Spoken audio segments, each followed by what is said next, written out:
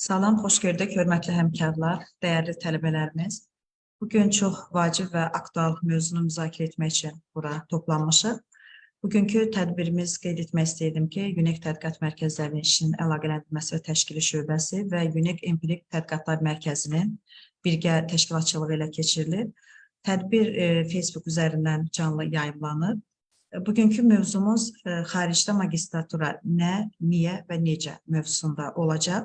Mövzuat tərəfində UNEK Empirik Tədqiqatlar Mərkəzinin rəhbəri, eyni zamanda UNEK-in Beynəlxalq İqtisadiyyat və Biznes Kafedrasının müdürü Pasent Xətay Aliyev və eyni zamanda həmin mərkəzin UNEK Empirik Tədqiqatlar Mərkəzinin tədqiqatçısı, dünyanın ən nüfuzlu 100 ali təhsil müəssisəsi sırasında yer alan Böyük Britaniyanın Glasgow Universitetinin Beynəlxalq İqtisadiyyat üzrə magistratura dərəcəsini ən yüksək göstərici ilə bitirən məzun Nicat Muradzadədir. Seminarda ölkə xaricində ali təhsili magistratura səviyyəsi üzrə qəbul prosesi, rəsmi prosedurlar, o cümlədən təqaüdlər və digər vacib məqamlara aydınlıq gətiriləcək. Seminar xaricdə magistr təhsili almağı düşünən tələbələr üçün inanırıq ki, çox faydalı olacaq. Mən sözü Xətay müəllimə ötürmək istəyirəm. Xətay müəllim, buyurun, sizin də nəsə əlavə sözünüz varsa deyin. Tədbirimizə başlayaq, buyurun. Salam, Rəna xanım, təşəkkür edirəm. Hər vaxtınız xeyir olsun, hər kəs salamlayıram. Əslində bu söhbət elə bir mövzudur ki, burada söz bitməz, yəni danış bitməz və inanıram ki, faydalı bir məlumat olacaq, faydalı bir görüş olacaq. Bu görüşün əslində formatı rəsmidən daha çox biraz daha qeyri-rəsmi və fayda fokuslu müzakirə formatlı olmasını nəzərdə tuturuq. Nicat müəllimin təqdim etdiniz və biz də İSED yəni timsalında ümumiyyətlə tələbələrin hər zaman bu magistratura və xarici təhsillə bağlı hansı problemlər yaşadıqlarını bilirik. Bəzən öz kapasitelərinin daha aşağısında, özlərinə az güvənlə hərəkət edirlər. Bəzən isə yəni məlumatsızlıqdan daha fərqli istiqamətlər seçirlər. Yəni fərqli dediyim həm ölçü olaraq, həm ixtisas olaraq və s. Yəni və yaxud da ki, bəzi şanslarda ümumiyyətlə məlumatlı deyirlər və bəzən özlərini daha aşağı bacarıqlı, daha aşağı kapasiteli görürlər, ona görə müraciət etmirlər. Yəni fərqli məsələlər var, fərqli imkanlar var. Bu imkanları da çatdırmaq lazımdır, müzakirəyə açmaq lazımdır. Əslində biz istəyirik ki, planlaşdırırıq ki, bu kimi müzakirələri biraz daha davam etdirək. Yəni əslində bunun özü də bir təriqətdir, bunun özü də bir informasiya bölüşməsi faydalıdır. Çünki burada bugün danışılacaq mövzular əslində bir anda hansısa kitabdan öyrənilib formalaşmış bir şey deyil. Bunlar uzun müddətli təcrübənin, uzun müddətli yeri gələndə araşdırmanın nəticələridir.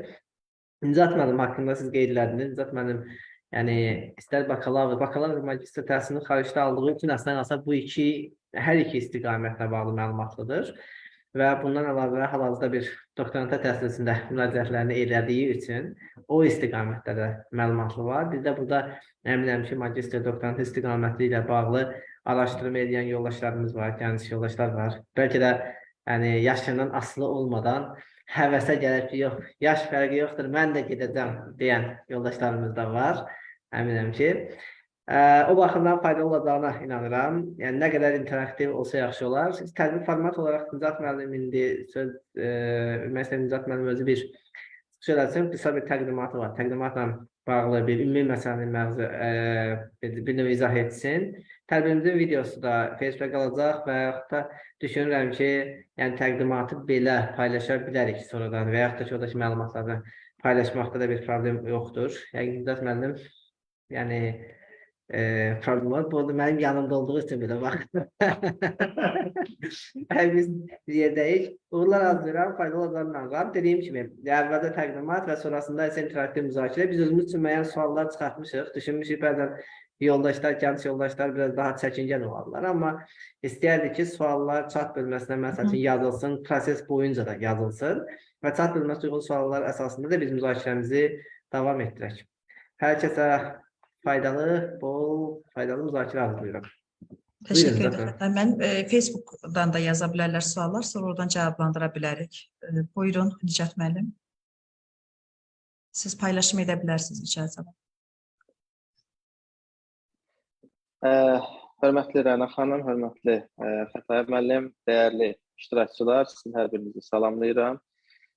Demək, təbii ki, bizim məqsədimiz burada kiçicik də olsa, mikro ölçüdə də olsa, müəyyən mənada insanların karyera inkişafına, o cümlədən peşəkar bilik və bacarıqlarının artırılmasına, bu ya da başqa formada töhfə verməkdir. Buna görə də biz ilk öncə bir didaktik komponentlə başlayacağıq bizim təqdimatımıza. Bir kiçik prezentasiya var. Mən paylaşa bilərəm ekranı? Elə bir Bəli, texnik paylaşa imkanımız var. bilərsiniz. Bəli. Bir saniyə. Bir saniyə üzr istəyirəm.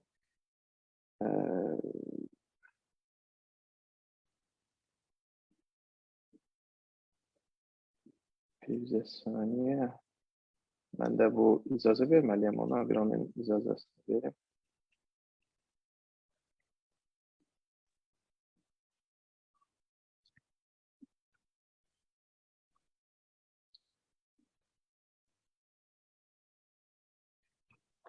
Müəllim, icazə proseduru elmin bürokratiyasına takıldı deyəsən.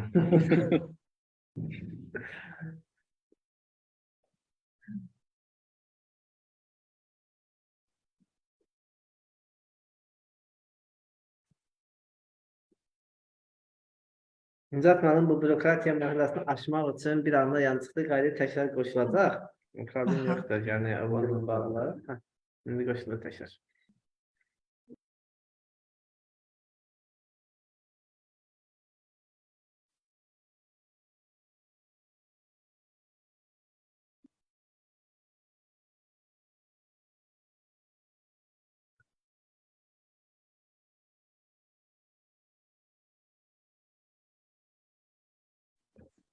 Çox üzr istəyirəm bu texniki məsələyə görə.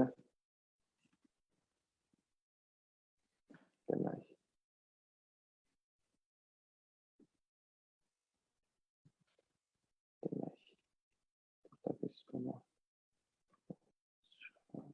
Narahat olmayın, ola bilsin internetində sürəti zəifdir, ona görə şərtlənir. Paylaşılır eləmi? Hı-hı. Hə.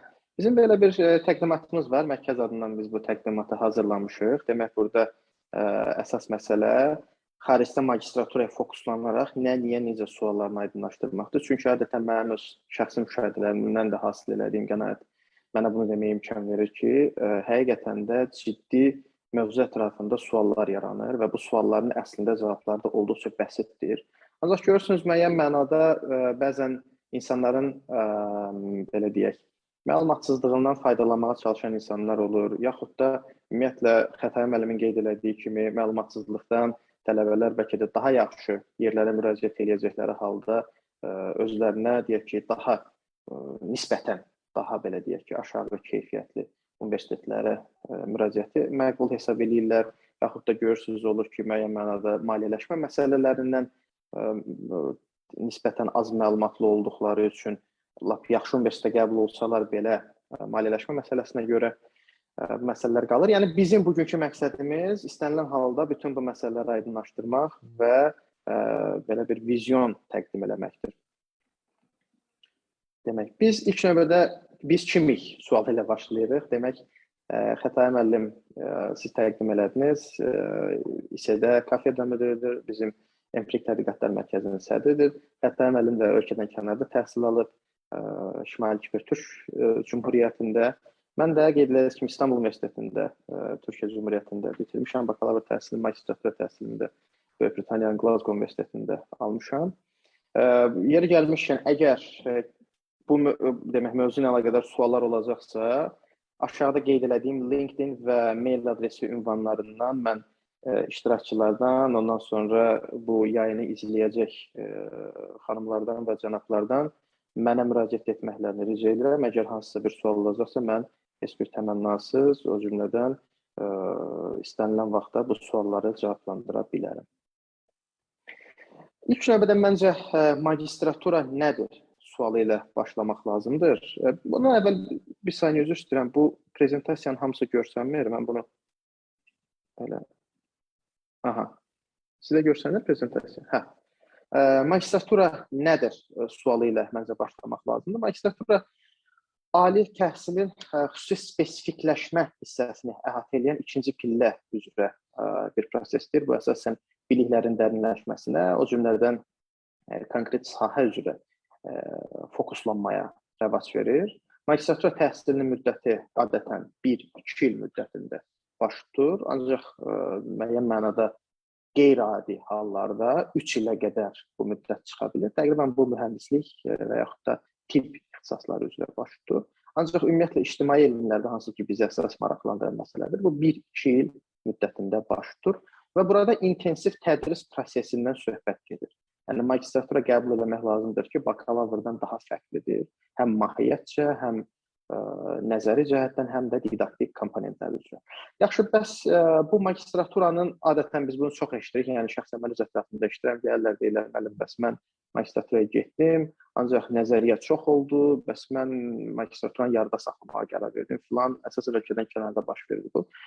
Soruşanda ki, nə növ magistraturadır? Deyir, magistraturadır da, yəni bunun növü də olur. Yəni bax bu sualla, yəni bu məsələ ilə mən şəxsən çox qarşılaşıram. Bunu nəzərə almaq lazımdır ki, magistraturanın nəzəri və didaktik komponentlərinə, o cümlədən spesifikasiyasına görə çoxsaylı növləri var. Bunların sırasında Master of Arts deyilən MA dərəcəsidir. Hansı ki, bu daha çox praktik əsaslıdır. Master of Science, MSc gedir, bu nəzəri əsaslıdır. Master of Philosophy, MPhil dərəcəsi gedir. Bu əsasən Böyük Britaniyada verilir bu dərəcə. Bu bir növ doktoranturaya hazırlıq mərhələsini ehtiva edir.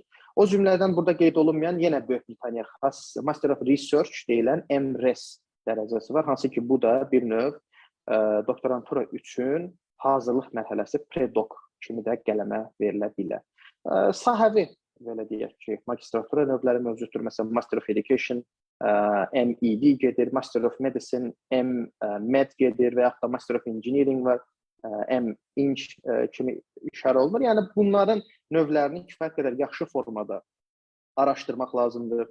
Məsələn, peşəkar inkişaf üçün gediləcək MBA-dir, MPA-dir, bu proqramlar mövcuddur. Yəni ki, bir növ tələblərə uyğun proqram seçimi müvəffəqiyyət nöqteyi nəzərindən hesab edirəm ki, müstəsna əhəmiyyət kəsb edir. Magistratura prosesi bütövlükdə necə başlayır və necə davam edir? Bunun özü də bir sualdır və adətən tələbələri maraqlandıran və hətta zaman-zaman qorxudan məqamlardan biridir ki, mən orada nə ilə qarşılaşacağam. Bunu təbii ki, biz irəlidəki slaytlarda da ətraflı müzakirə eləyəcəyik. Ancaq indiki mərhələdə də lakonik formada biz bunun izahını verəcəyik. Magistraturada bir nəzəri və didaktik komponent mövcud olur. Yəni burada müəyyən mənada dərslərin təlim-tədris prosesi, ondan sonra bu dərslər üzrə qiymətləndirmə məsələləri gündəmdə olur. Ardınca isə əksərən dissertasiya komponenti ilə bu proses özünün kulminasiya nöqtəsinə çatır. Ola bilər ki, dissertasiya komponenti mövcud olmasın. Bu Türkiyədə buna tezsiz yüksək lisans deyirlər. Amerika Birləşmiş Ştatlarında bu mövcud olur. Məsələn, konkret olaraq mən deyirəm ki, hüquq ixtisası üzrə bir imtahandan və yaxud da kurs işindən söhbət gedə bilər və yaxud da ümumiyyətlə dissertasiya müdafiəsindən belə deyək ki, dissertasiya müdafiəsinin olmadığı proqramlar da mövcud olur. Magistratura təhsili nəyə lazımdır? Yəni, adətən, belə deyək ki, bir müdrikin dediyi atalar sözü var. O da bundan ibarətdir ki, hara gedəcəyini bilmirsənsə, hansı yoldan gedəcəyinin əhəmiyyəti yoxdur. Ona görə magistraturanı nəyə görə etdiyimizi biz bilməliyik ki, ona doğru seçəcəyimiz yol da effektiv olsun. Magistratura təhsili bizə bir neçə istiqamət üzrə çox geniş imkanlar təmin edir. Burada konkret sahə üzrə bilik və bacarıqların artırılmasına təkan verməsi kimi bir başlıca element var. Bunu fərdi inkişafa əhəmiyyətli ölçüdə rəvac verməsi faktoru müşahidə edir. Ardınca networking məsələsi ön plana çıxır. Magistraturada kifayət qədər ciddi əlaqələr yaratmaq mümkün olur. Mənim özüm magistraturada yaratdığım əlaqələrin hesabına hal-hazırda bir elm müəyyənlərinin üzərində işləyirəm. Yəni, bu mənim təbii ki, sahəm üzrədir. Bu daha peşəkar networking məsələləri də mümkün olur. Bu, heç kəsə sir deyil ki, əmək bazarında məvacib və pozisiya cəhətdən kifayət qədər üstün, belə deyək ki, vəziyyətə insanı gətirə bilər. Və bununla yanaşı da yeni ixtisas üzrə karyera quruluşuna şərait yarada bilər. Yəni, elə ola bilər ki, insan bir sahə üzrə bakalavr təhsil alıbdır, ancaq bakalavr təhsili zamanı konkret sahəvi biliklərini inkişaf etdirmək zərurəti yaranır və həmin o sahəvi, belə deyək ki, zərurətdən doğan məqamlardan dolayı da həmin şəxs özünün arzuladığı sahə üzrə magistraturaya müraciət edib təhsil ala bilər. və yekunda akademik sferada irəliləməyə imkan verilməsi magistratura səviyyədə xüsusiyyəti kimi ön plana çıxır.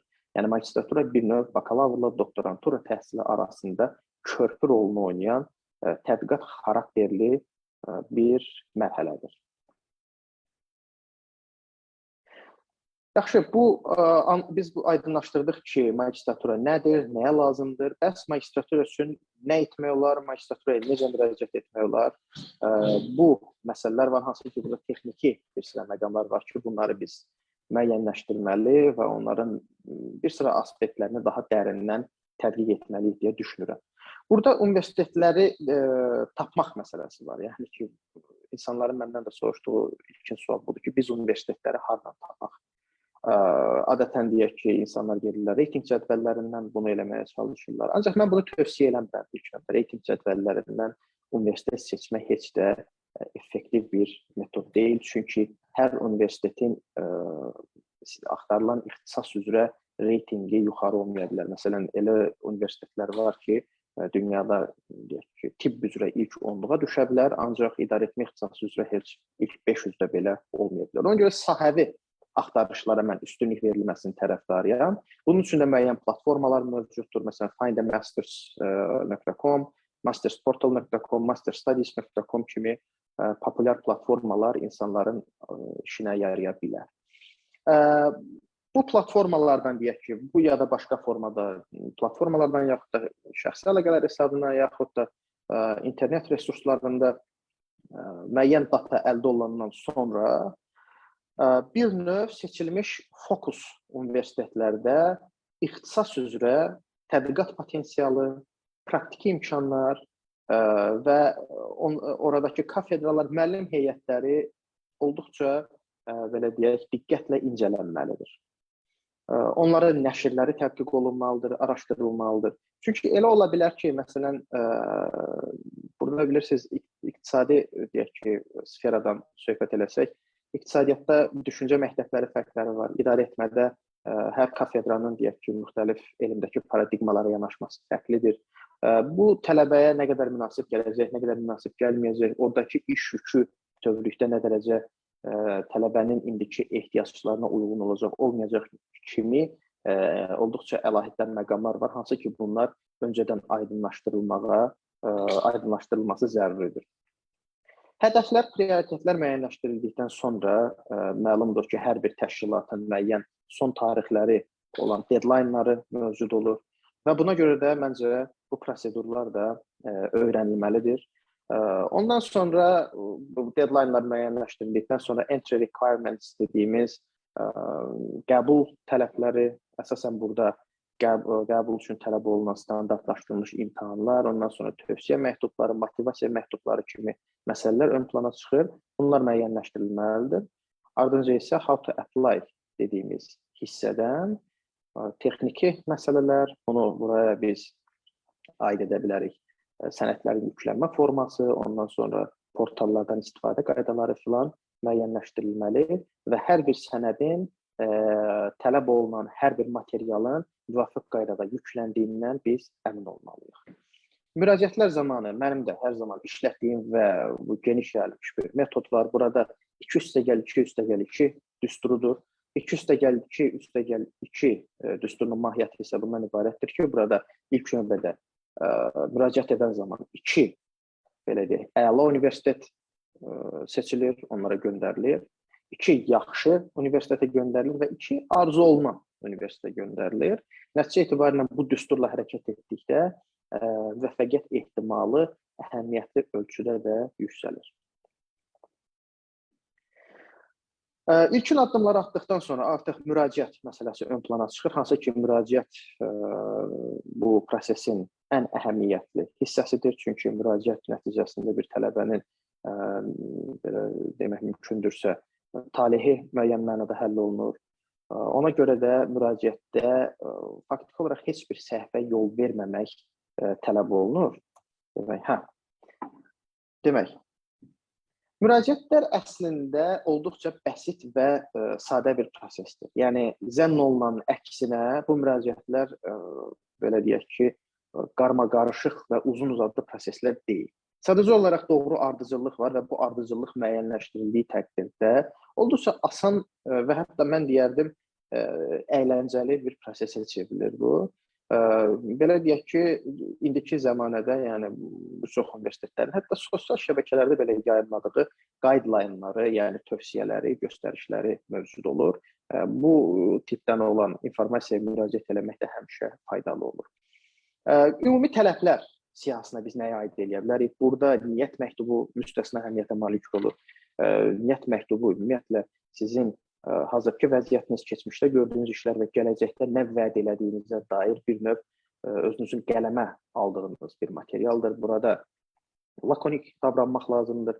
Söz limitlərini mütləq nəzərə almaq lazımdır. Lüzumsuz informasiya verməyə ehtiyac yoxdur.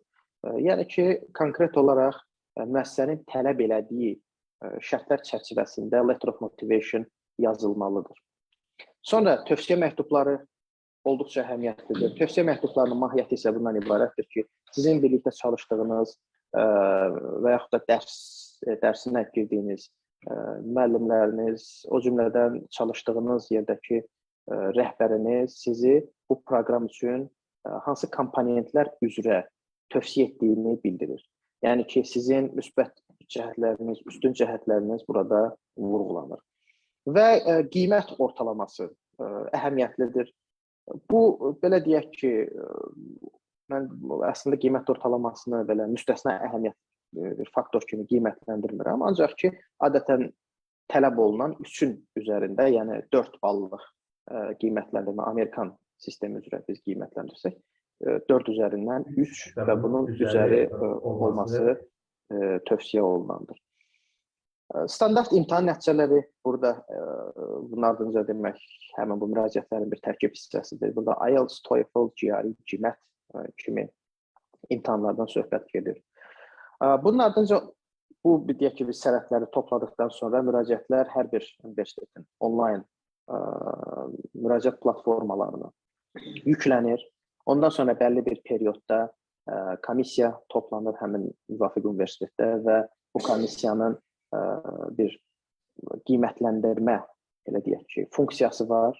Belə deyək, orada funksiyada hər bir komponent üzrə müəyyən bir koeffisient təyin olunur və onların cəmi universitetin daxili müəyyən etdiyi standartdan üstün olduqda həmin tələbə universitetin müvafiq proqramına qəbul olunmuş hesab olunur. Adətən müraciətin müsbət və ya mənfi cavablanması 4-6 həftə arasında ölkədən təbii ki, asılı olaraq və sənədlərin yüklənməsinə, əlavə sənədlərin tələb olunması kimi faktorlardan asılı olaraq qeyd edirik ki, 4-6 həftə müddətini əhatə edir. Burada bir məqam olduqca əhəmiyyətlidir. Mən bunu xüsusilə vurğulamaq istəyirəm və bu iştirakçıları da diqqətlə cəlb eləmək istəyirəm. Burada demək, şirkətlərlə əməkdaşlıq məsələsi olduqca vacibdir və mən hesab edirəm ki, burada müəyyən mənada biz bir sıra məsələləri aydınlaşdırmalıyıq. Şirkətlərlə işləmək həmişə bir sıra qeyri-müəyyənliklərlə müşahidə olunur. Birincisi, bunu nəzərə almaq lazımdır. Yəni, yazılacaq tövsiyə məktubunun keyfiyyəti, yazılacaq motivasiya məktubunun keyfiyyəti həmişə sual altındadır. Çünki, yəni açıq danışaq, burada heç kəs iddia edə bilməz ki, orada əyləşən əməkdaşın yazacağı tövsiyə məktubu, tələbənin yazacağı, üzr istəyirəm, niyyət məktubu, tələbənin yazacağı niyyət məktubundan daha yaxşı olacaq. Çünki adətən şirkətlər bunu təklif edirlər ki, gəlin biz sizə niyyət məktubunu yazaq, siz heç nə eləmədən bizə müəyyən bir məbləğ müqabilində müraciətinizi tamamlayın filan. Yəni ona görə bu qərar verməzdən öncə kifayət qədər ciddi düşünmək lazımdır. Həmişə fərdi müraciət, tələbələrin fərdi müraciəti tövsiyə olunur. Tələbələrin özünə inanması və fərdi müraciəti eləməsi olduqca əhəmiyyətlidir. Çünki zaman-zaman belə hallar da baş verir ki, mənim şəxsən öz ailə üzvümün kiçik qardaşımın başına gəlmişdi ki, demək, təhsil şirkəti ilə razılaşıb, ondan sonra bakalavr təhsili üçün təhsil şirkətinin ucbatından təqribən 6 ay demək, bakalavr təhsilinə gec başlamalı oldu. Bax, bu cürə məsələləri də nəzərə almaq olduqca əhəmiyyətlidir. Bir neçə faktordan, əhəmiyyətli faktordan biri də magistratura təhsilində maliyyələşmə məqamıdır. Maliyyələşmə məqamını mütləq surətdə tələbələr müraciətdən öncə nəzərə almalıdırlar. Onlar bilməlidirlər ki, maliyyələşmə məsələsi həll olunmamış, ən azından nəzərdə tutulan bir sıra proqramlar və onların tələbləri incələnməmiş müraciət etmək bir qədər qüsurludur. Ona görə ki, proqrama müraciət üçün də müəyyən mənada maliyyələşmə tələb olunur. Demək, hər müraciətin özünün bir müraciət feesi deyirlər buna, application fee deyirlər, o məbləği olur. Ona görə maliyyələşmə məsələsini də dəqiq öyrəndikdən, araşdırdıqdan sonra artıq universitetlərə müraciət etmək tövsiyə olunur. Burada təqaüd proqramları ön plana çıxır. Təqaüd proqramları ya birbaşa müraciət olunan proqramla birlikdə, yaxud da ayrı formada təklif oluna bilər. Yəni, buna joint proqramlar da deyilir ingilis dilində və yaxud da ayrı-ayrılıqda. Deyək ki, bunun üçün də müəyyən platformalar mövcuddur. Bunlar scholarship.db.net, Britaniya üçün jobs.ac.uk və yaxud da beynəlxalq üçün scholarships.portal.com kimi platformaları tələbələr diqqət mərkəzində saxlamalıdırlar. Və adətən mən deyərdim ki, hətta gündəlik bazisdə bu platformalara məlumat daxil olunur. Ona görə gündəlik bazisdə hətta zaman-zaman gündə 2 dəfə bu platformaların yoxlanılması müəyyən fürsətlərin aydınlaşdırılmasına təkan verə bilər. Universitetdəki bakalavrdakı müvəffəqiyyətin dərəcəsinə görə zaman-zaman universitetlər təhsil haqqında 20-80% aralığında endirimlər də təklif edilir. Buna Chancellor's Scholarship deyilir Böyük Britaniyada.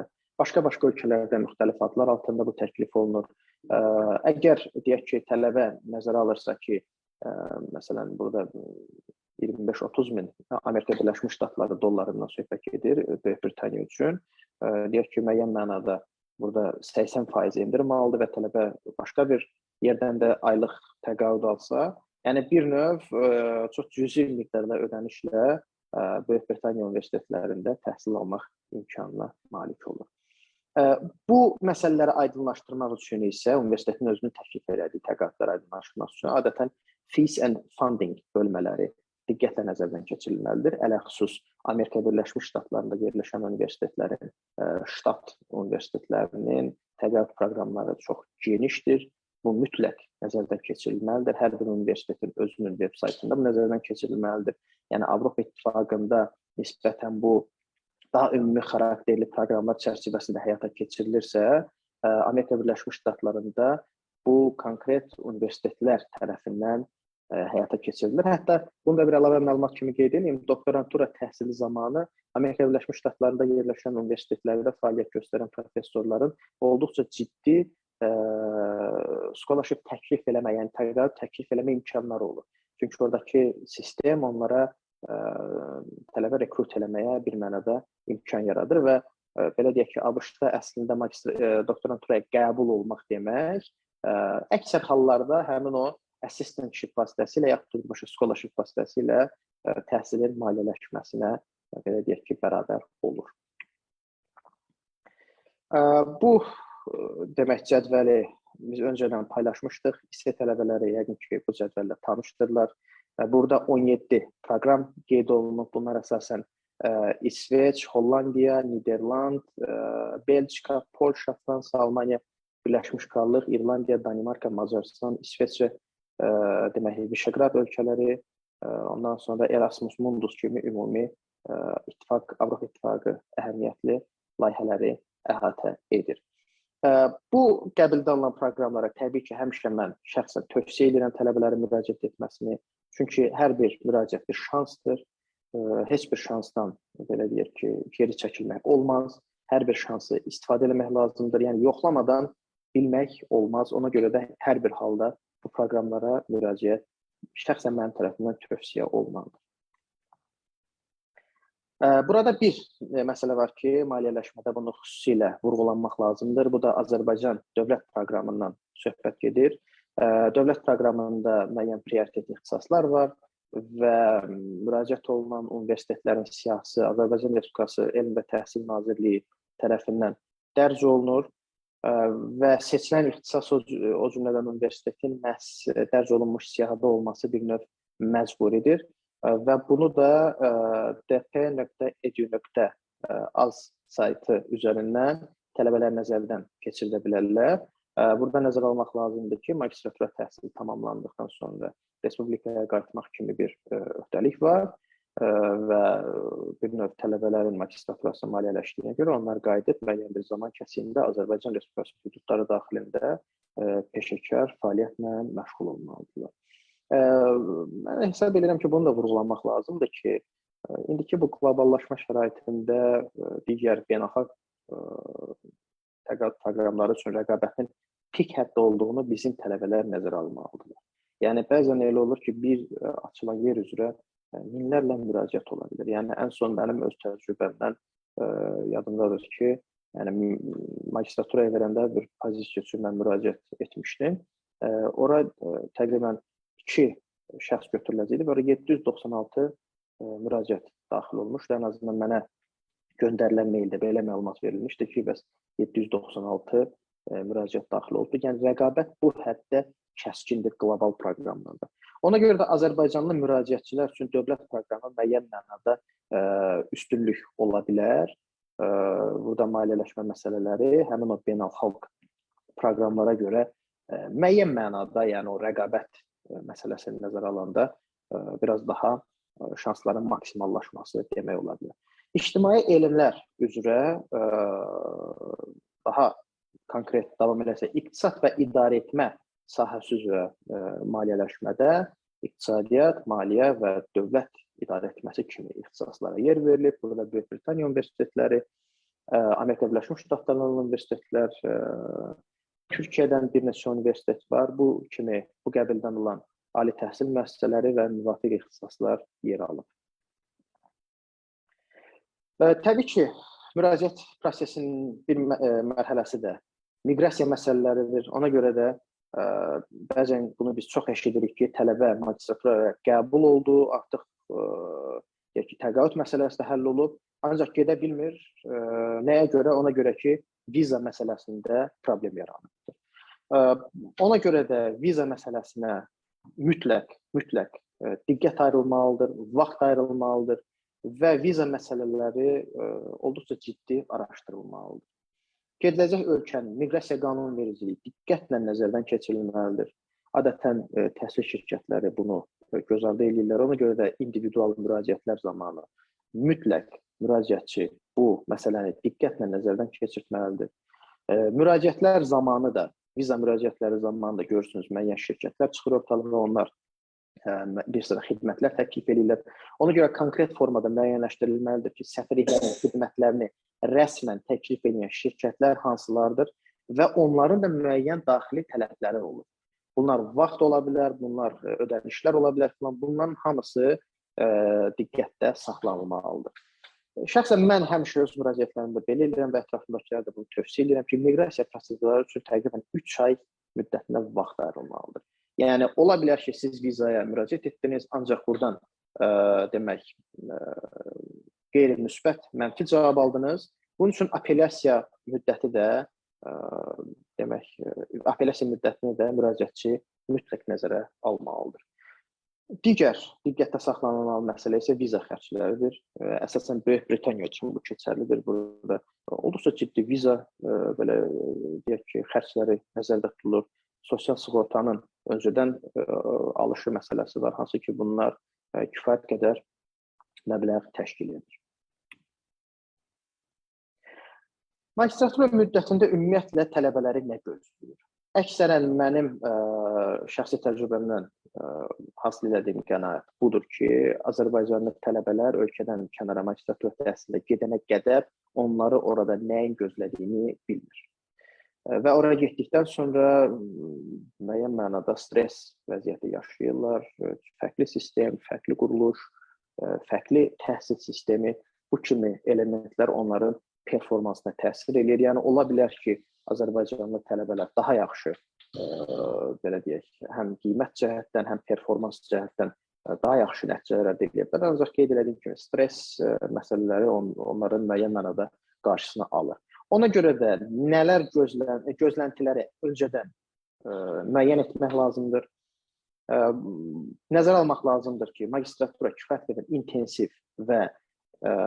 intensiv nəzəri və praktiki sessiyalarla müşayiət olunur.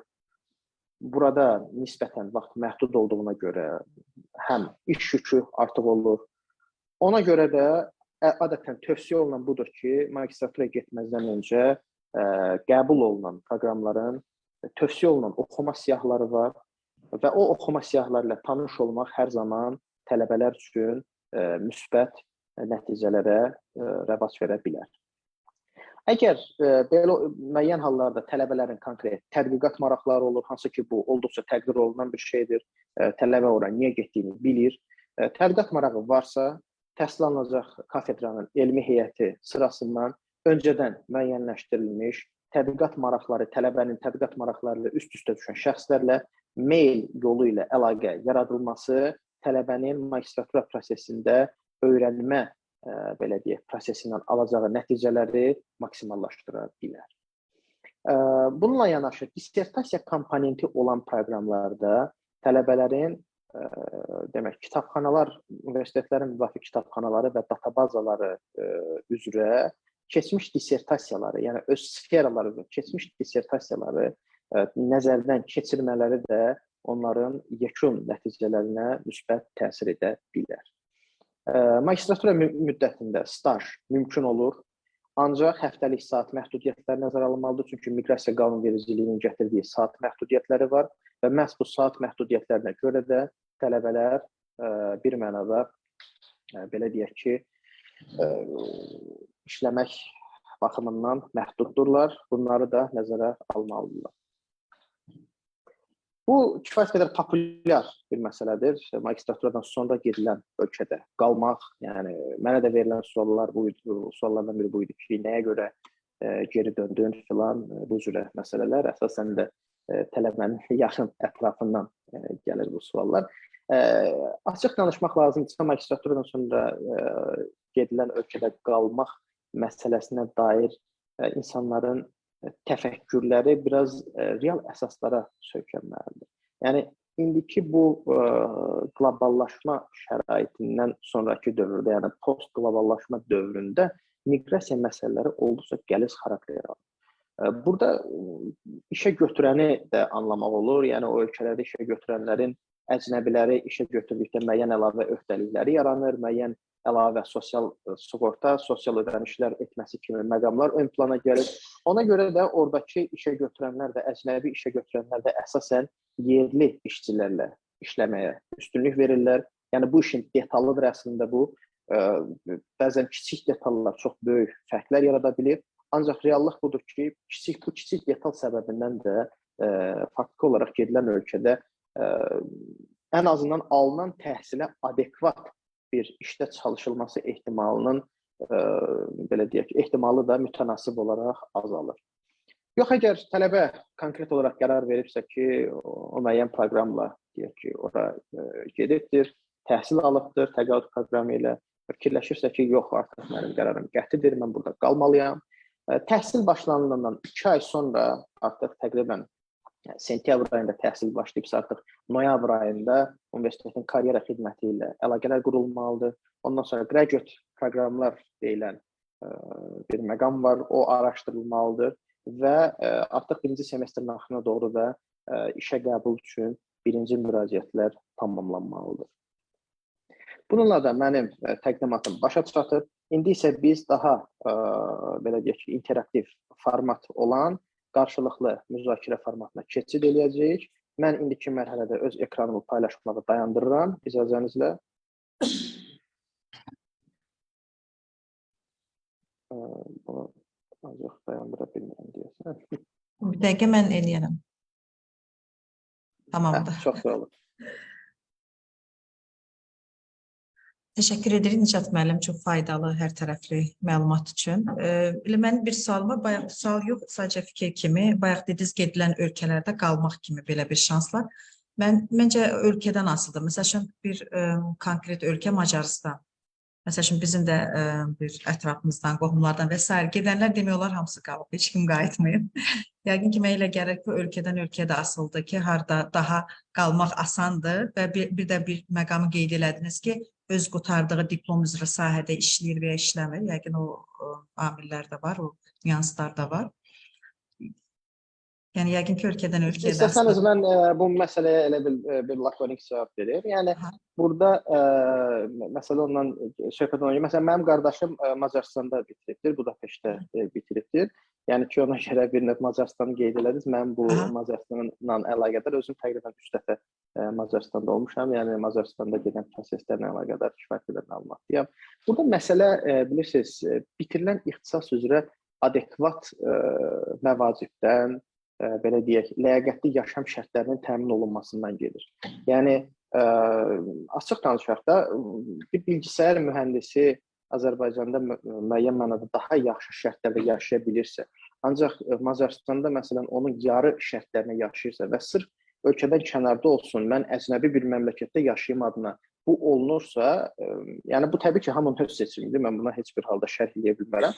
Ancaq ki, imkanlar var.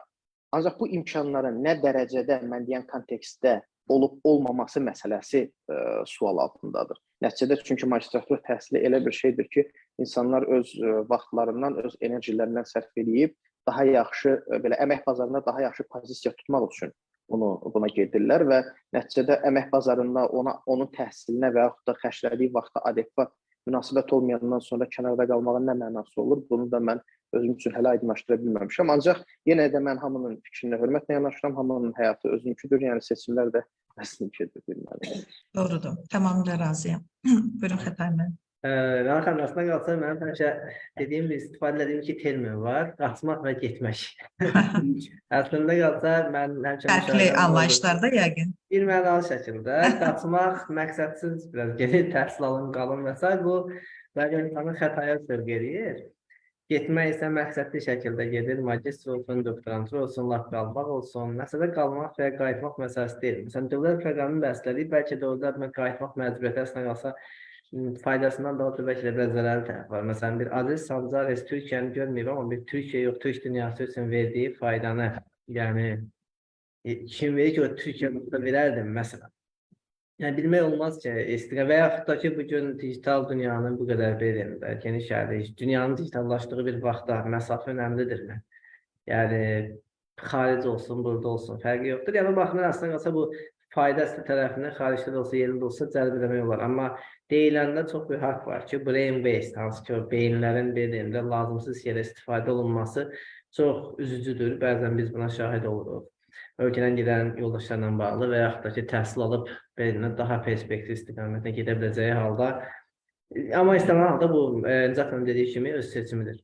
Zaten mən təşəkkür edirəm. Yəni, yaxşı və ətraflı məlumat oldu. Xüsusən o təqaüd proqramları ki var, amma məncə digər yoldaşlar üçün də faydalı olar.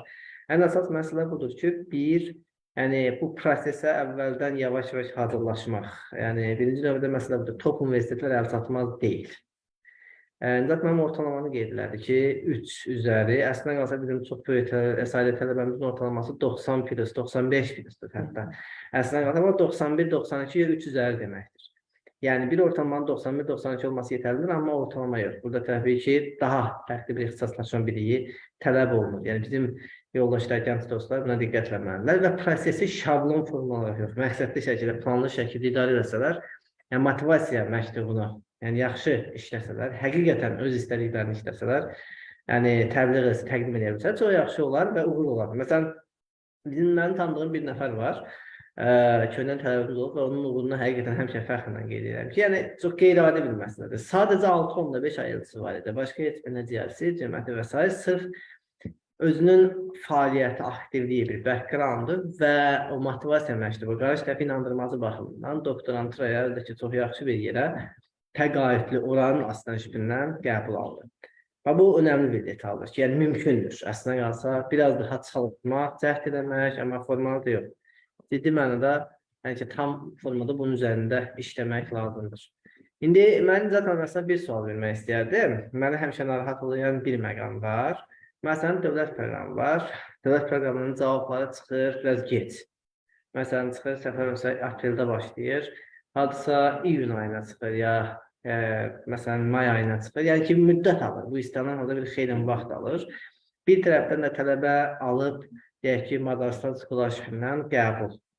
Yəni, bundakı bu şeydə nə tövsiyə edəyiniz etməliyim ki, məsələn, tələbə Macarıstan qəbulunu imtina edib dövlət proqramını gözləsinmi, yoxsa Macarıstanı qəbul edib, yəni o əslən qata bir oyunlar nəzəriyyəsində, yəni burada nəyi tövsiyə edərdi bununla bağlı? Burada mən hesab edirəm ki, ilk növbədə yəni sizin qeyd elədiklərinizə mən tam haqq verirəm Xətər müəllim. Yəni əsaslandırma məsələsi olduqca əhəmiyyətlidir. Yəni ola bilər ki, tələbənin GPA orada illa da qeyd olunan deyək ki, 3-də nə bilim nə qədər və yaxud da 4-də 4 falan olmasın, nədirsə də indi orada müraciət üzrə. Ancaq tələbə əsaslandıra bilirsə, bu əsaslandırmasını hansısa sənədlərlə və yaxud da belə deyək ki, demonstrated history deyirlər də bunun ingilisində, bununla dəstəkləyə bilirsə, yəni bir hekayəsi varsa tələbənin, tələbə mən sizi inandırım ki, olduqca gözlənilməz təqaüd proqramlarına və olduqca nüfuzlu universitetlərə asanlıqla qəbul ola bilər. Yəni bu nəticədə mən onu orada vurğuladım, bunu yenə də qeyd eləməliyəm. Qəbul üçün bir funksiya var orada. Bu funksiyanın hər birinin bir neçə elementdən ibarətdir və bunlara da bir koeffisient təyin olunur. Bu ortalama həmin o funksiyanın bir komponentidir. Başlıca komponenti deyil, baxın, bir komponentidir. Yəni ki, digər faktorlar da çox əhəmiyyətlidir. Məsələn, burada extracurricular activities məsələsi var. Ola bilər ki, bir tələbə təşkilatını sıfırdan qurub bu tələbə təşkilatını idarə edib və tələbə idarə etmə ixtisası üzrə müraciət edib. Təbii ki, bu fakültə və yaxud da müraciət etdiyi qurum bunu nəzərə alır. Axı, burada onun idarə etmə üzrə kifayət qədər dərin təcrübəsi var. Hələ deyək, nəzərə alsaq ki, 21-22 yaşında gənc deyək ki, məzun olub bakalavrdan və fikirləşin bu boyda təcrübə ilə o hansısa bir quruma müraciət eləyir. Təbii ki, o qurum üçün də əhəmiyyətli olan şey tələbələrin özləri ilə gətirəcəkləri təcrübədir. Çünki hər keçmişdən, hər elə bir tələbənin gətirəcəyi background, belə deyək, o universitetin intellektual potensialına töhfə verir. Ona görə də burada ortalama kimi, yəni o statistik rəqəmlərlə tələbələrin özlərinə belə deyək ki, obrazı desək, boğmasına imkan vermək olmaz. Burada digər məsələlər var. Motivasiya məktubu olduqca müstəsna əhəmiyyətə malikdir. Ondan sonra extracurricular activities məsələsi var ki, dərsdən kənar aktivitelər, dərsdən kənar fəaliyyətlər məsələsidir. Bunlar olduqca əhəmiyyətlidir. O ki, qaldı sizin qeyd etdiyiniz digər məqama ki, seçim məsələsi. Bilirsiniz, bu biraz kontekst məsələsidir və situasiyadan mən hesab edirəm ki, asılıdır. Məsələn, mənim özüm indi bir müddətdən sonra yəqin ki, bu situasiyanı üzləşəcəm. Bu doktorantura müraciətləri açıldıqdan sonra. Burada mənim ilk növbədə tövsiyə edildiyim şey təmkinli olmaqdır. Olduqca təmkinli olmaq. İndi Azərbaycanda valideynlər biraz övladlarını həddən artıq çox istədiyindən görürsünüz, müəyyən mənada evdə də biraz belə bir tələskənlik olur ki, bəs nə oldu, nə bitdi filan. Burada ilk növbədə birinci təmkinli olmaq və soyuqqanlı olmaq əhəmiyyətlidir. Ondan sonra iki seçimi qarşı-qarşıya qoyub yaxşı-yaxşı düşünmək lazımdır. Yəni bir mənada belə deyək də, hər seçim bir imtinadır. Hər imtina isə yeni şanslar deməkdir.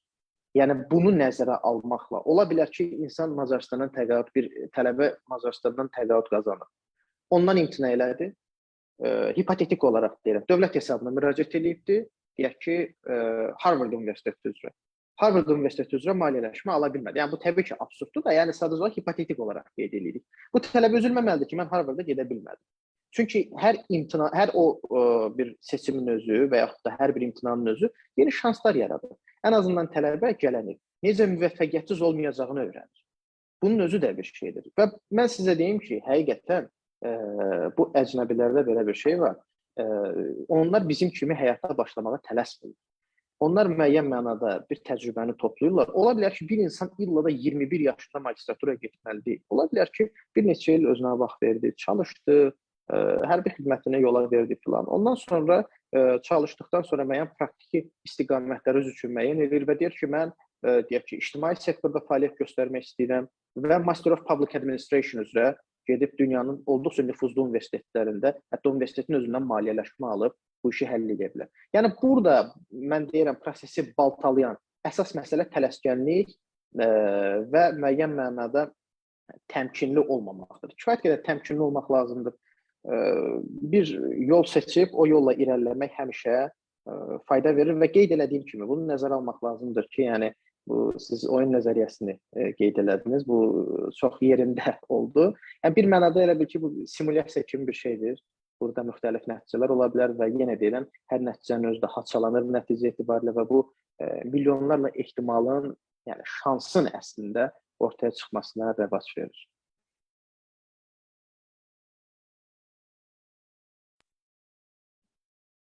Nuriye xanımın sualı var. Təşəkkür Aha, ederim. buyurun.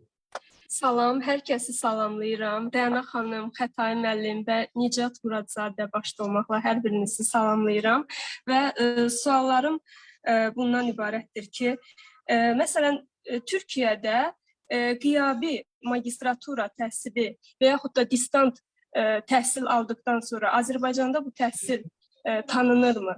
Birinci sualım. Aha, demək istəyirsiniz mən bunu qeyd edeyim. Türkiyədə qiyabi təhsil üzrə müxtəlif proqramlar var. Burada demək olar ki, istənilən universitetin proqramları var və bunlardan ən məşhuru da Anadolu Universitetinin təklif elədiyi proqramlardır, hansı ki, Azərbaycanda da bu kifayət qədər məşhurdur. Ondan sonra İstanbul Universitetinin, ardınca Atatürk Universiteti var, bu cür universitetlər olduqca geniş proqramlar təklif edirlər. Mənim bildiyim qədərilə Türkiyədə bu formada qiyabi təhsilin Azərbaycanda tanınmasında müəyyən mənada, belə deyək ki, normativ əsaslarla məhdudiyyətlər var, bunlar nəzərə alınmalıdır. Nostrifikasiya məsələsində yenə deyirəm, normativ əsaslar səbəbindən məhdudiyyətlər var. Bizdə daha çox əyani təhsilə üstünlük verildiyinə görə əyani təhsil indiki mərhələdə daha tövsiyə olunandır. Amma bu demək deyil ki, yəni qiyabi təhsildən də vaz keçmək lazımdır. Çünki mənim kifayət qədər tanıdığım insanlar var ki, özəl sektorda fəaliyyət göstərirlər. Onlar qiyabi təhsil, Türkiyədə qiyabi magistratura təhsil alıb özlərini inkişaf elətdiriblər və nəticə etibarilə də öz karyeralarına, özlərinin inkişaf yoluna çox ciddi töhfə veriblər. Güman edirəm ki, bu sizin sualınıza cavab oldu. Çox təşəkkür edirəm və növbəti sualım Nuriye xanım, istəyirsiniz bu sualla bağlı bir qeydi paylaşım bəlkə sizin çox faydalı olar. Ən son bu pandemiya dövründə təhsil haqqında qanunda bir dəyişiklik edildi. Orada əslində distant təhsil də təhsil forması kimi qəbul olunub, amma mən bildiyim qədərilə onun hələ ki, yəni hüquqi bazası hazırlanmayıb. Tam elə bir şey var. Amma belə tanınmaq söhbəti bilirsiniz də, ancaq dövlət yerlərində keçərlidir. Yəni özəllər üçün o tanınmaq, tanınmamaq heç bir əhəmiyyət daşımır. Təşəkkür edirəm və bu sualı verməkdə məqsədim işləyən əməkdaşlar üçün distant və yaxud da xaricdə magistratura təhsilini qiyabi təhsil alaraq işini itirməməkdən irəli gəlirdi bu sualını verməkdə məqsədim. Eləcə də qiyabi əyani magistratura təhsil alarkən təhsil məzuniyyəti verilirmi işdə əməkdaşlar üçün? İşləyən əməkdaşlar işini itirməməsi üçün. Məsələn, hansı ölkələrə şamil edilir bu qaydalar? Sualınızı bir daha ala bilərəm, zəhmət olmasa özür istəyirəm. Təhsil məzuniyyəti verilirmi? Yəni magistr və yaxud da götürək elə tutalım doktorantura təhsil alan əməkdaşlar üçün? Sözün doğrusu bu qurumun, yəni mən o qanunvericiliyi səviyyəsində bunun hansı formada olduğunu bilmirəm. Bunu yəni yaxşı olardı ki, siz həmin müvafiq çalışdığınız qurumun müvafiq bölməsinə müraciət etsəydiniz, daha dəqiq və konkret mən hesab edirəm ki, məlumat almaq imkanına malik olardınız. Növbəti sualım, doktorantura təhsili. Mən hansı xarici ölkədə doktorantura təhsili alsam, daha Azərbaycanda daha keçərli sayılar. İstiqamət fərqi olmadan. Yəni bu biraz çox geniş sualdır. Yəni ki, Azərbaycanda tanınma məsələsi bu Ali Attestasiya Komissiyasının müstəsna səlahiyyətinə aid olan bir məqamdır, tanınma məsələsi. Yəni siz deyək ki, belə deyək də, istənilən ölkədə aldığınız doktorantura proqramının Azərbaycanda ekvivalentliyi varsa, yəni niyə də tanınma? Yəni amma yenə deyirəm, bu Ali Attestasiya Komissiyasının müstəsna səlahiyyətinə aid olan bir məsələ olduğuna görə mən konkret bir rəy bildirməkdə çətinlik çəkirəm. Təşəkkür edirik Nuriyə xanım. Sağ olun. Əslində mən belə başa düşdüm ki, Nuriyə xanım demək istəyir ki, yəni xaricdə siz əyani oxusanız sizə işdən icazə veriləcək və ya yox. Mən belə başa düşdüm sizin sualınızı. Bəli. Əslində bir də Nicat müəllim bayaq deyirsiniz, bizdə də mənim oğlum da deməli 2019-2023 deməli dövlət proqramı ilə Almaniyada doktorantura təhsili alır. Amma o əyani oxuduğu üçün təbii ki, burada SOCAR-da çalışırdı, hüquqşünas kimi, yəni işdən yəni öz ərizəsi ilə də xaric olundu, getdi təhsilin arxasınca. Yəni belə bir təcrübə, yəni sizdən paylaşmaq istədim. Bir də Natman xanımın sualı var. Deyir, xaricdə xüsusən də dünyanın nüfuzlu universitetlərindən birində təhsil alıb qayıtdıqdan sonra Azərbaycan təhsil sisteminə adaptasiya olmaq çətinlik yaratmır ki, Nicat müəllim? Mən ondan öncə İstanbulda İdarəetmə Fakültəsində təhsil almışam. Ona görə mənim keçdiyim təlim-tədris prosesinin bir hissəsi istənilən mühitə adaptasiyadan ibarətdir. Ona görə də mən heç bir çətinlik çəkmədim. Nəticədə Azərbaycan mənim məmləkətimdir və buradakı proseslərə uyğunlaşmada ona görə mənim üçün elə bir çətinlik yaratmadı. Yəni burada söhbət ondan gedir ki, bilgi transferi məsələsini stimullaşdırmaqdır mənim başlıca missiyam. Yəni orada öyrəndiklərimi, kənarda öyrəndiklərimi buradakı təhsil sisteminin imkanları çərçivəsində tətbiq etməkdir. Təşəkkür edirəm. Əslində bu dövlət proqramları doğrudan çox dövlət tərəfindən necə deyim, doğru strategiyada intellektual kapitalın Respublikada Azərbaycanda keyfiyyətin yüksəldilməsi və ya formalaşması üçün bizə 2007-2015 dövlət proqramı var idi. 2019-2023 hansı ki doktorantura təhsili üçün bu illəri oldu 2022 həm bakalavriat səviyyəsində və magistratura səviyyəsində əslində çox belə təqdirə layiq addımlardır, alqışlanası addımlardır. Gənclər üçün, yəni maddi cəhətdən çox böyük köməkdir ki, dövlət hesabına təqaüdlə xarici təhsil ala bilirlər. Başqa sual olan Ayxan bəy. Buyurun Ayxan bəy. Salamlar. İlk öncə belə faydalı Görüntünü temalar təşkil etdiyinizə görə öz açsaydınız yaxşı təşəkkürlərimi. olardı Ayxan bəy. Əgər müsaitdirsə, görüntünü də açsaydınız yaxşı olardı. Elə bir şərait yoxdur. Tamam, oldu. Problem. Özümü təqdim etməyə ehtiyac var. Buyurun, bəli, təqdim edə bilərsiniz. Arifan Eyvazov, tələbəyəm Türkiyə təhsilləri Ankara Universitetində. Sualım bu idi ki, müəllim vurğuladı ki, iki cür magistr proqramı var, tezli və ya tezsiz. Mənim sualım o idi ki, magistr proqramını tezli və ya tezsiz oxumağımızın bizim üçün hansı mənfi və ya müsbət cəhətləri var? Bu çox yerində sualdır. Mən sizə təşəkkür edirəm suala görə. Tezli və tezsiz məsələsində burada dissertasiya komponentinin mövcudiyyətindən söhbət gedir. Tezli dediyimiz yüksək lisansda siz Türkiyədə, Ankarada bu Ankara Universiteti dedinizdə hər halda. Bu Ankara Universitetinin Türkiyədə belə deyək, ləqəbi mülkiyyədir. Ankara mülkiyə bu Osmanlı İmperiyasından bəri gələn kifayət qədər ciddi bir qurumdur. Sizin oradakı universitetiniz də böyük ehtimal ki, tezli və tezsiz yüksək lisansda təklif edir. Dediyim kimi bu dissertasiya komponenti məsələsi burada aktualdır. Dissertasiya komponentinin mövcud olması istənilən halda sizin tədqiqat bacarıqlarınızın inkişafına olduqca ciddi töhfə verir. Ancaq ola bilər ki, siz elə hesab edirsiniz ki, sizin praktiki bacarıqlarınız daha ön plandadır və siz dissertasiya komponenti olmadan da deyək ki, belə deyək ki, iş həyatına atıla bilərsiniz. Ondan sonra müəyyən mənada əmək bazarında özünüzə layiqli yer tapa bilərsiniz. O zaman tezsiz yüksək lisansla özünüzün şəxsi inkişafını belə deyək ki, maksimallaşdıra və əmək bazarında layiqli yer tapa bilərsiniz. Ancaq tezli yüksək lisans istənilən halda sizin akademik bacarıqlarınızın inkişafına təkan verir. Oldu, yəni tam aydın, çox təşəkkür. Rica edirəm. Başqa kimin sualı varsa buyursun.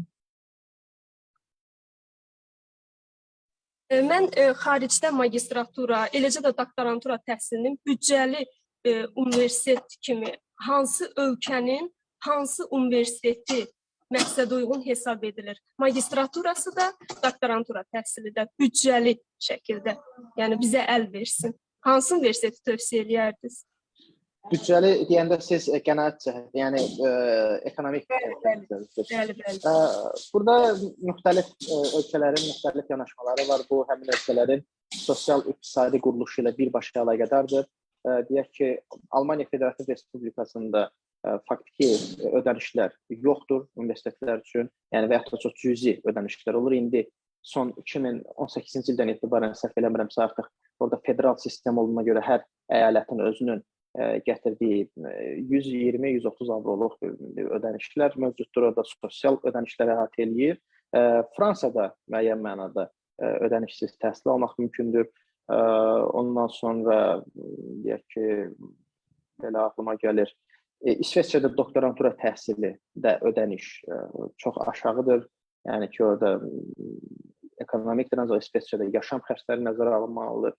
Ondan sonra Şərqi Avropada bu ödənişlər olduqca aşağıdır. Yəni Azərbaycanlı doktorantın belə deyək ki, büdcəsinə uyğundur. Viseqrad ölkələrində bu münasibdir, Balkan ölkələrində münasibdir. Müəyyən mənada İtaliyada bu münasibdir. Yəni bu əslində konkret hansı universitetin, hansı fakültəsi bu bir qədər tədqiqat tələb eləyir. Çünki sizin tədqiqat istiqamətiniz, ixtisasınız, deyək ki, prioritetləriniz kimi faktorlar qərar vermədə ön plana çıxır. Ona görə də belə deyək ki, konkret bir şey demək bir qədər yanıldıcı ola bilər. Ancaq mən bunun tövsiyəsini verə bilərəm ki, əgər sizin belə deyək ki, texniki ixtisaslar üzrə belə marağınız varsa, meyliniz varsa, Almaniya Federativ Respublikasında bu cürə institutlar mövcuddur.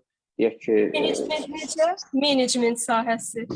İctimai elmlər üzrə də kifayət qədər ciddi universitetlər var. Burada Ludwig Maximilian Universiteti var, Münxendə, Heidelberg Universiteti var, Heidelberg şəhərində, Mannheimdə var, ondan sonra Tübingendə var, ondan sonra Konstanzda var, Berlində var, demək, Frankfurtda var, Hamburgda var. Yəni bu kifayət qədər var.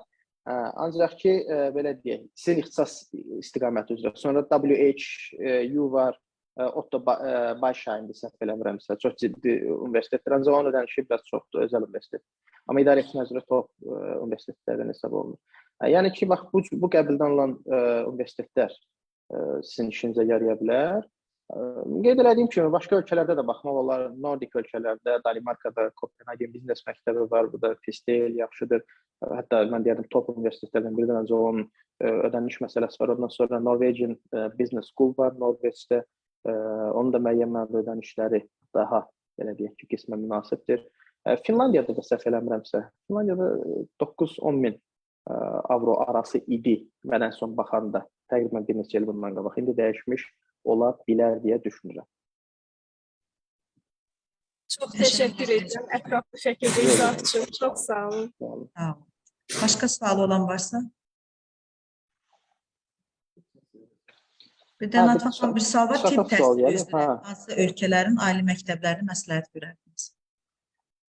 Tibb təhsili üzrə də, yəni ixtisas istiqamətini bilmədən konkret bir şey demək çətindir. Yəni burada ixtisas istiqaməti çox əhəmiyyətlidir. Yəni ixtisas istiqamətini elə olur ki, bəzən eyni ölkənin içində universitetlərin özündə belə fərq olur. Ancaq istənilən halda mən Türkiyəni başlıca olaraq tövsiyə edərəm. Tibb təhsili üzrə, yəni Türkiyə dünyada bu keyfiyyətli tibb təhsilini verən bir neçə ölkədən biridir. Həm praktiki məsələlərə görə, həm nəzəri məsələlərə görə, yəni Azərbaycan vətəndaşları üçün məncə birinci dayanacaq tibb təhsili baxımından Türkiyə Respublikası olmalıdır. Təşəkkür edirəm. Xətay müəllim, sizin nəsə sözünüz varsa? Yox, mən təşəkkür edirəm. Mən üzrlü sayım. Arada biraz ayrılmalı oldum üzrlü səbəbdən. Sadəcə bunu qeyd etmək istərdim ki, yəni dünyada bu assistantship məsələsində hansı ki, ən çox tələblərin maraq göstərdiyi məsələ odur. Və bu magistrda da bəzən mümkündür. Bizim məsələn liseydən tələblər var magistr və digər, yəni başqa yerlərdən də tələblər var magistraturada oxuyan, təqaüdlə assistantship, teaching və ya research assistantship şəklində. Və zaten orada teaching, research assistantship, bir də administrative assistantship deyəsən var, icraçı assistant məsələsi. Yəni sadə müraciətləri etmək lazımdır. Çox yazma və belində israrla bir şeyin üzərində getmək vacibdir. Amma təbii ki, bütün bu hazırlıq prosesini təxminən bir 3-cü kursdan başlamaq arzu olmalıdır. Artıq əldə rahat TOEFL-un olsun və ya IELTS-in olsun yüksək, cəri və ya cümlətin olsun yüksək. Yəni ortalama da olduqdan bir də ki, həvəs olduqdan sonra kim tutar səni? Belə deyək, biraz obrazlı şəkildə. O baxımdan yəni bu məsələlərə əhəmiyyət. Bir də ki, bizim çox çətinlik çəkdiyimiz əslində qalsa networking məsələsidir. Yəni bizim itirdiyimiz məsələ networkingdir. Bu məsələ xüsusən önəmlidir. Məsələn, bizim uşaqlar olsa çox yüksək nəticədə mən baxmışam ki, yəni qəbul almayıb və yaxud da ki, zəif yerə qəbul alıb. Deyirəm, niyə? Yəni, hansı ki, heç bir sual da soruşmayıb, ən azından yaxınlığında olan insanlardan bəzən sual soruşulmur. Bu baxımdan, yəni, mən bu təşəbbüsünüzə xüsusi təşəkkür edirəm. Çünki həqiqətən onun özünün də israrla təşəbbüs olub, vaxt gedib gelişmişik, israrlı təşəbbüs olub. Yəni, təşəkkür edirəm. Mən yox, sual var idi. Mən qurtarmır. Təşəkkür edirəm, dəblər ki, qurtarılır. Kim idi sual vermək istəyən? Sual, xanım deyəsən, ümid edirəm ki, inciməli bizdən. Mən sadəcə dedim, fikrimi yekunlaşdırım. Belə, bəlkə gözləyə təkrar qoşular. Mən bir də bu zamanlama ilə əlaqədar bir-iki yekun məsələni vurğulamaq istəyirəm. Bir də bu tələbələr mən istə bilirəm ki, bununla əlaqədar təkrar qoşulubmu? O zaman sualı olan buyurun, zəhmət olmasın. Lamiyə xanım, səsinizi açın, zəhmət olmasa. Üzürlü sayın biraz. Salam bütün Buyurun, əməkdaşları salamlayıram. Salam Nicat müəllim. Çox ətraflı başa saldınız. Çox sağ olun məlumatlara görə.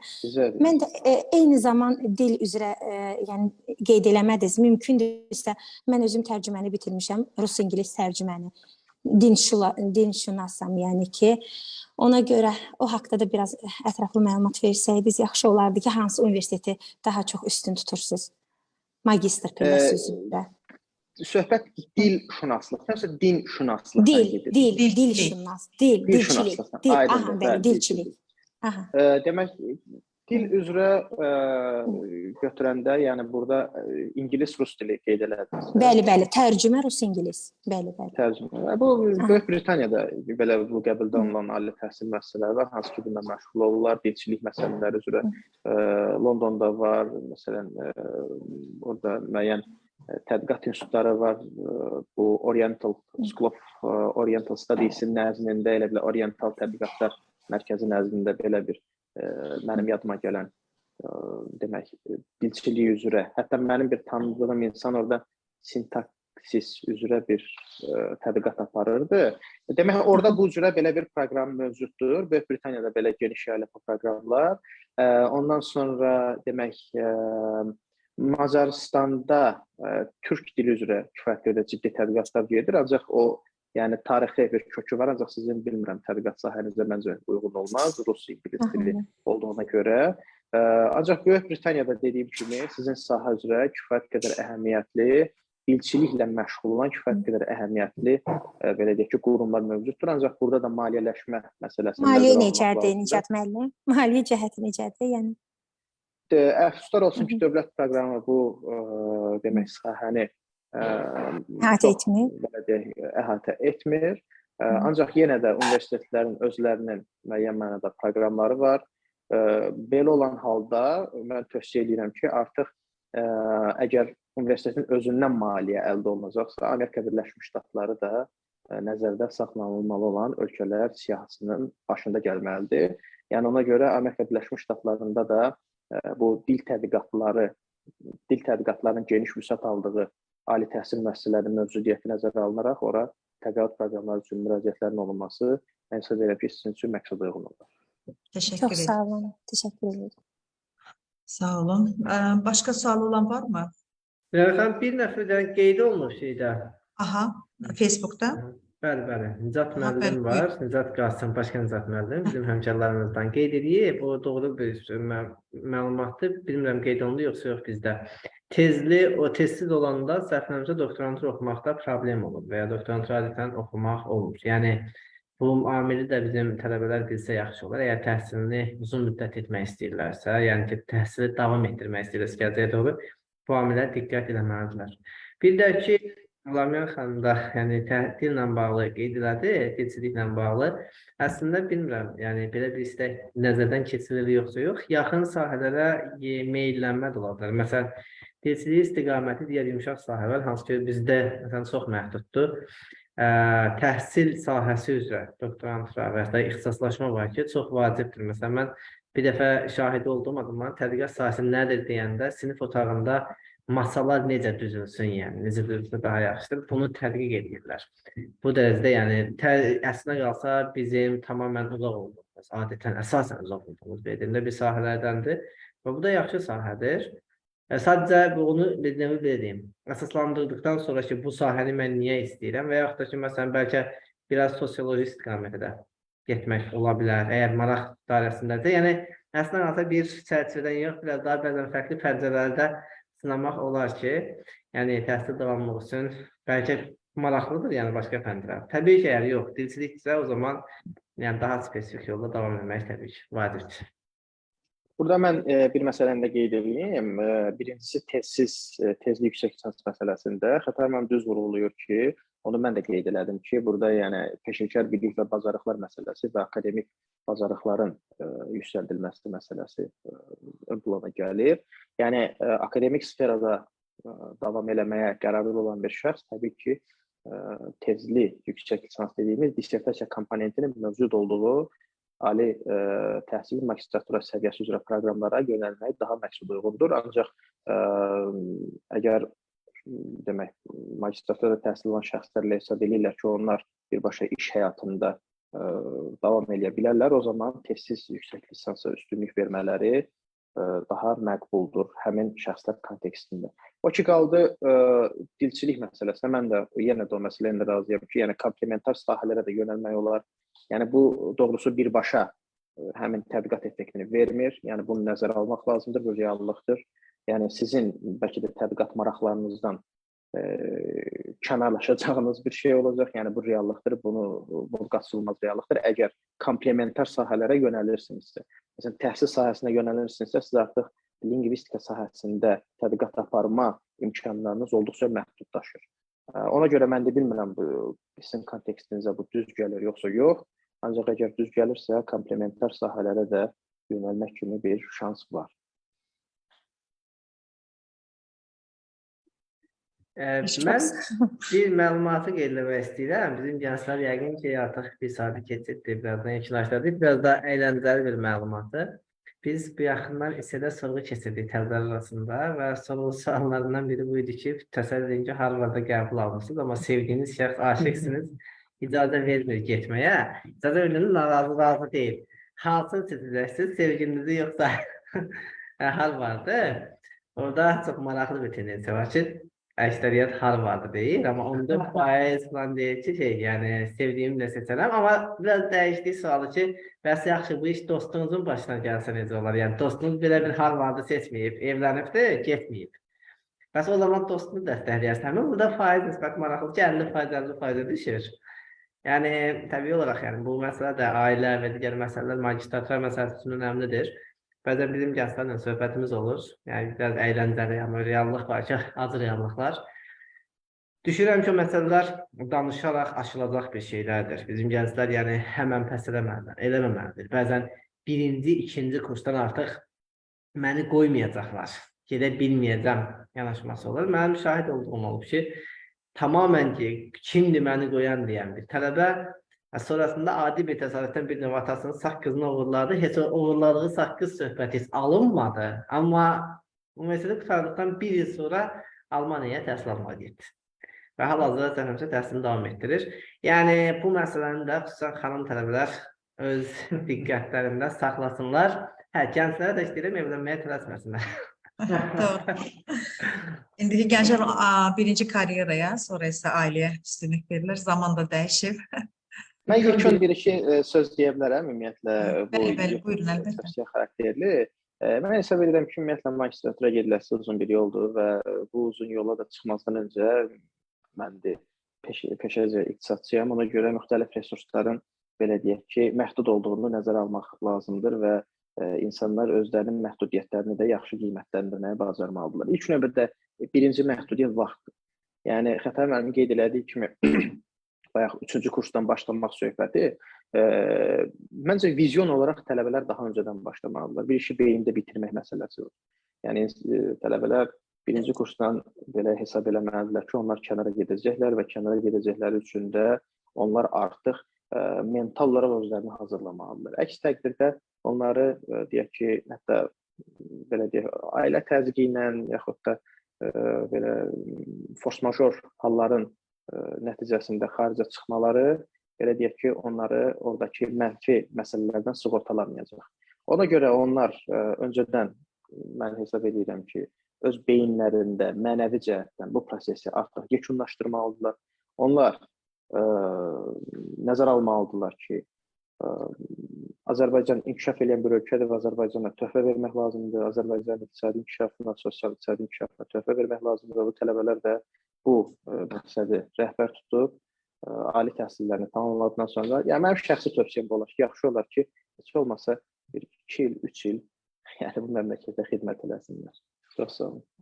4-cü kursda tələbələr görürsünüz, başlayır ingilislə məşğul olmağa, son anda da gedib IELTS imtahandan çox aşağı bal yığırlar və çox da belə pərt olurlar. Ona görə doğrudur, ən azı 2-ci kursdan başlamaq lazım. Əgər hədəf varsa, hədəfə doğru aşağı kurslardan getmək lazımdır. Belə, neysə, yoxsa yavaş-yavaş... Aristotel söhbətini də müzakirə əsas məsələ məndən doğru qeyd elədi ki, beyində bitir. Həqiqətən də o məsələyə bir növü IELTS-i, TOEFL-u, yəni bediyində saxlamaq olar, 4-cü kursda da saxlamaq olarlar. Amma mən təxmini belə fikirləşmək lazım ki, sentyabr ayı, 4-cü kursun sentyabrına yəni artıq əldə olsun. Və yaxud da ki, bəzən tələbələr deyir ki, fasilə vermək istəyirəm, bir il qərb götürmək istəyirəm. Orada çox maraqlı məsələ odur ki, mənim cavabım bu olur, çox sadə bir şəkildə.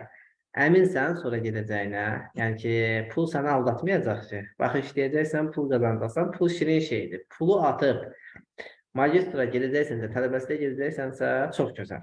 Həqiqətən o zaman daha tutqu ilə, daha belə şövqlə yanaşacaqsan təhsilə. Yəni, həqiqi biləcəksən ki, bunun qarşılığında nədənsə vaz keçmirsən. O zaman lap yaxşı. Yox, əgər bu zaman fikir yayınacaqsa və yaxud da ki, məsələn, ailə batıqdır, sən bizdə neyinlər, işin var, gücün var, yenə deyəcəm, bir dənə evlənmək qaldı, onu deyir, geri qalan həyat tamamlansın. Yəni, bu baskıları əgər sinə gələ biləcək, ötəsindən gələ biləcək. Təsdiqdən qalsa 1 il, bəlkə də, bəzən 2 il fasilə vermək də yaxşıdır ki, beyin toparlanır, açıq, daha əmin şəkildə gedə bilir. Sən bu mümkün hətta ixtisasının dəyişmə məsələsini də heç bir şəkildə ağlarından keçirməsinlər ki, bu mümkün deyil. Bunu da təbii qarşılasınlar. Mən tamamən gedib kosmos mühəndisi də ola bilərəm. İstədikdən sonra nə olsun ki, mənim bakalavrım deyək ki, iqtisadiyyatdır və yaxud da ki, əksinə. Ki, bunun onlarla örnəyi var və təhsil almaq şərti deyə bir şey yoxdur. Yəni, magistr təhsil almalıyam deyə bir şey yoxdur. Yəni, uğur üçün magistr təhsil almalıyam şərti, yəni və yaxud da ki, Harvardda gedib magistr təhsil almalıyam deyə bir şey yoxdur. Yəni, fakt reallıq budur ki, məşhur bir ifadə var. Deyir ki, əgər öyrəndiyini tətbiq edə bilmirsənsə, kitab yüklü eşəkdən bir fərqi yoxdur insanın. Yəni, praktikasını əgər gedib o Harvardda öyrənsin, nə öyrənsən, onu praktikada gəlib işləməyəcəksə, sevdiyi istiqamətə tətbiq eləməyəcəksə, niyə oxuyur, niyə öyrənir, niyə əziyyət çəkir ki, o qədər. Bu amillər də var. Ümid edirəm ki, tələbələr bu məsələləri də bir növə bilmə. Dəyərləndirəcək, təbii ki, qərar onların özünündür. Məndən bu qədər. Təbii, mən sizə də Nicat məndə təşəkkür edirəm. Belə maarifləndirici tədbir üçün. Hətta biz özümüz belə bizə maraqlı oldu. Gənclər üçün də təbii ki, gələcəkdə bir hədəf, istiqamət götürmək üçün faydalı olacaq. Yəni, ümid yox, hətta inanıram. Belə, mən gənclərimizə də arzu eləyərdim, yəni tövsiyə eləyərdim ki, istədikləri bir sənətin dalınca getsinlər, o təhsil üzrə getsinlər. Amma reallıq da var ki, bugün əmək bazarında hansı ixtisaslara daha çox tələb var. Biraz yəqin ki, onları da nəzərə almaq lazımdır.